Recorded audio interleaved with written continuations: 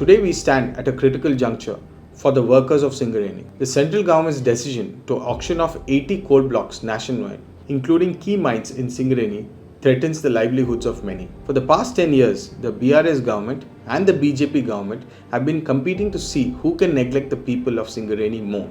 They've already turned Singareni into a ghost town, so why would they stop there when there's more destruction to be done? The auction process not only risks privatizing these essential resources but also undermines the stability and welfare of the workers who have dedicated their lives to this industry. These mines produce millions of tons of coal annually, playing a vital role in powering the thermal power plants. The auction could disrupt this supply, causing widespread power shortages and economic instability in the region. More importantly, the auctioning of these coal blocks could lead to several number of issues for the miners. Privatization impacts the employees on a large scale. Fewer number of people working for more hours, reduced wages, and inadequate safety measures for the workers, as most of the private companies prioritize profits over people.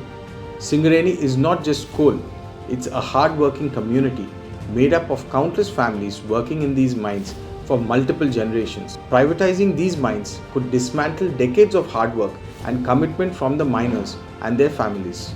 The ministry refuses to listen to the voices of those who have built this industry from the ground up and have ignored pleas to reconsider this devastating auction.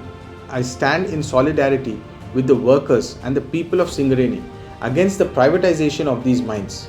The physical, mental and economic welfare of our miners and the people of Singareni must be protected.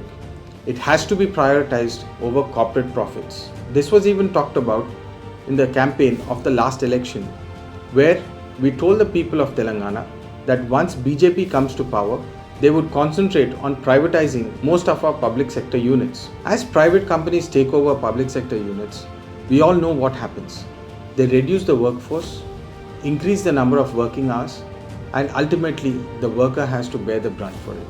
For any public sector unit, the people come first, and for any private sector unit, profit comes first.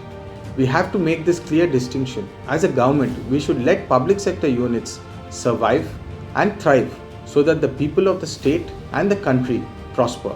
Singareni is not just a company, it's a community. It's an emotion. People have been working there for generations, and to privatize it would be the biggest sin that we can do to this region. We must not forget that Singareni has 25,000 to 30,000 crores outstanding, still pending from other entities. And this definitely impacts in their capabilities to fight in an auction.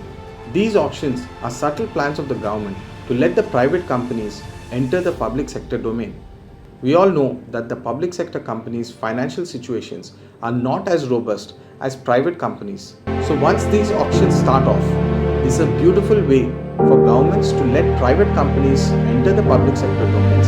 As we all know, the more the employment, better the GDP and better for the economy of our country. We must protect these public sector entities that stand by the people of our country, providing employment and taking our country forward.